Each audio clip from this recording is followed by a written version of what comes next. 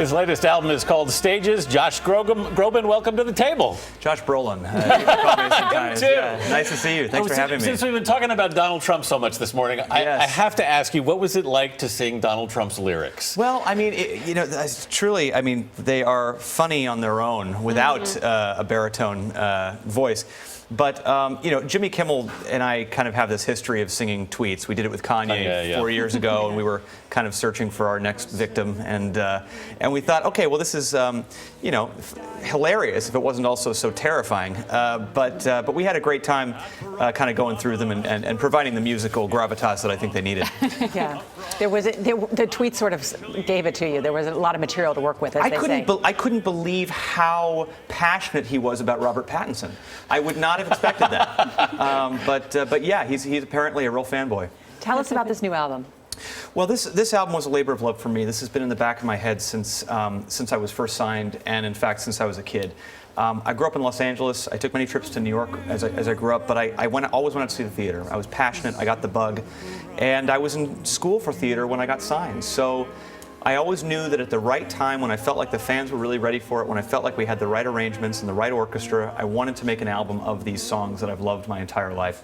And this year we had that opportunity. And so to go back and revisit songs that I've been singing since I was in high school, many of these you guys saw Tevye, as a 17-year-old Tevye. Yeah. It's a real full circle for me. And you've got songs from Les Miserables, from Phantom of the Opera on this album. Yes. Are we going to see you on Broadway? Hopefully soon, yeah. I'm, always in discussions about certain projects, and I'm looking at potentially something in 2016. So yeah, it's always been a goal of mine, and I think to have that structure and to be able to kind of live here for 4 or 5 months at one time, and also to take off the hat of saying, okay, the writing and the interpreting is fantastic, but the one thing I miss about theater in school is the acting, is the diving into a character. So I really hope to. You've said you think Broadway needs a little kick in the butt.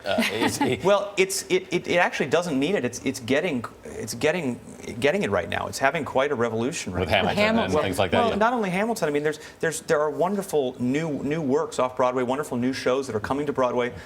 It's a very inspiring time, I think, for new compositions. And what kind of role would you want on Broadway? What would draw you to Broadway? Well, I can't rap, so Hamilton's out for me. But I don't know. I mean, I grew up, admiring, people like Michael Crawford, Brian Stokes Mitchell, Mandy Patinkin, Bernadette Peters, people who originated great roles. And so, for me, the excitement is about something new, something maybe people weren't expecting, and something that takes me out of my comfort zone. I think would be great. Yeah. What about film and television? Because we've also seen you branch out into that. I make a lot of kind of weird cameos and things, and truly, like, a lot of it just comes from people tweeting me that are on shows and saying, hey, we've got 3 lines and something that we think would be really funny for you. Do you want to do that? And then they always comb my hair that way, and I don't know why, but for some reason they comb my hair the way my mom used to comb it in 6th grade, is the way that they comb my hair. This is a great scene, though. You play kind of the jerky boyfriend who disappoints the main character who doesn't get the marriage proposal there. So method acting, basically, is what that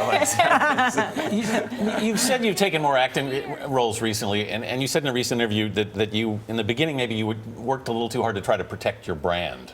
Well, yes, my brand, yes. And I was. It's true. When you're signed at 16, 17, and you have kind of an image, I was always a really weird, goofy kid, and then all of a sudden I'm signed, and I see myself staring back at me from a billboard in a very super serious manner, and you're going, okay, well, I guess I have to be that guy now for a little while.